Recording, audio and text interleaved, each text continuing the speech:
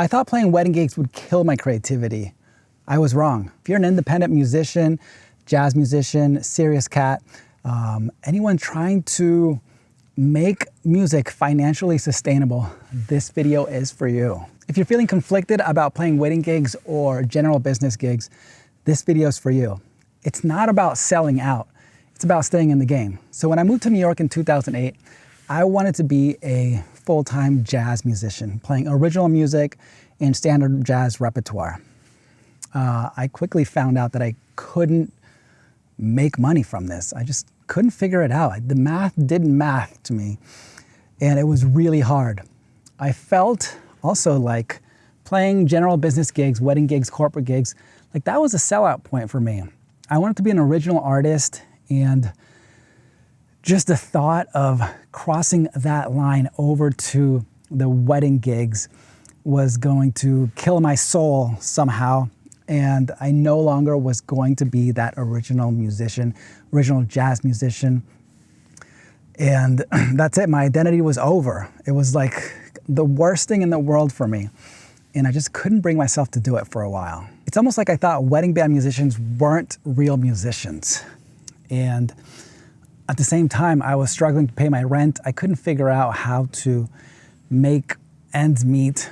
I had to do a bunch of random teaching gigs all over New York, the Bronx, Brooklyn. I was running around all over the place, and it just was not sustainable. I couldn't do the original jazz musician lifestyle much longer. I think I lasted maybe like 2 years before I completely gave in, and I had to find a way to make money. I remember thinking, how am I gonna be able to buy a house one day like this?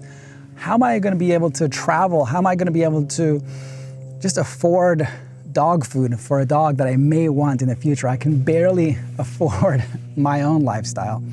And that really kind of shook me. And I came to the realization that this life is not what I thought it was going to be. And so I jumped right in. I went into one of those websites where you can put a listing in and put yourself out there as a working musician. I put my jazz trio up for some wedding cocktail hours, and I got a couple gigs, and boom, I was off. I realized that I was really good at logistical things like writing emails and talking to clients and being organized, and that was enough to get me a handful of gigs right away, and I was super stoked. But still in the back of my mind, I was thinking, man, this is like, I'm selling out here. Like, I was trying to be that original jazz musician and at the same time do wedding gigs and make some money. I was feeling conflicted. And slowly but surely, that whole original jazz mentality, that original independent musician kind of started to fade. And I was growing a little bit resentful towards it because I just couldn't figure out how to make money. And at that same time, I was moving more and more into weddings. I was discovering this whole new world of musicians, new world of repertoire, different artists that I've never even heard of. I got to learn their songs, and this was really exciting. It just wasn't what I thought it was going to be, the wedding world, and I was loving it. It wasn't necessarily easier.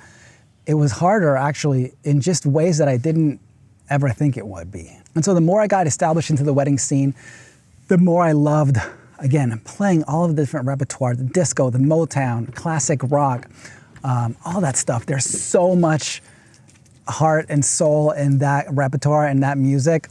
As a bass player, I loved it. I loved playing James Jamerson bass lines. I love playing all the ABBA bass lines, the Motown stuff, Marvin Gaye, the early Michael Jackson. Wow, it's such a good time, especially as a rhythm section player. It was so fulfilling. And I got to meet a lot of new musicians that I wouldn't normally get to meet if I had just stayed in that independent jazz world. And they were opening me up to just a whole new dimension of music. Not to mention they were super high level, and I was learning so much from them. It was really mind-blowing and opening. I remember early on, I just didn't know how to follow singers or if I should lead from the rhythm section. And all these other musicians that had more experience than I did that I hired, they would teach me, they would show me, okay, in this point, we follow the singers, or in this point, okay, we gotta take lead as a rhythm section and go into the next song or go into the next section. And all of those little details were really important for me as a musician to develop, and that would carry me into all the different styles and different types of gigs that would come my way. Overall, wedding gigs forced me to become a better musician, not just a better bass player, but overall a better leader. And then there's the reality of the money that comes with playing wedding gigs. Just 2 wedding gigs a week will yield somewhere around $5,000 a month. And that is huge, especially coming from $0 per month playing as a musician. And it totally changed my lifestyle.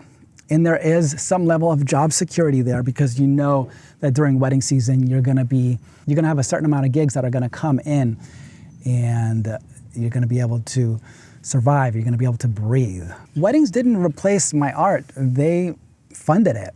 So I was able to use that money to put out more content, more albums with my jazz group, and it was really satisfying to have that source of income to fuel my art. I wasn't resentful of all the teaching gigs that I had to scramble for. I wasn't resentful of whatever random jobs I had to have to fund my art, because I was funding it with music. And what's really great is that these weddings, the wedding gigs were twice a week, maybe Friday and Saturday or Sunday.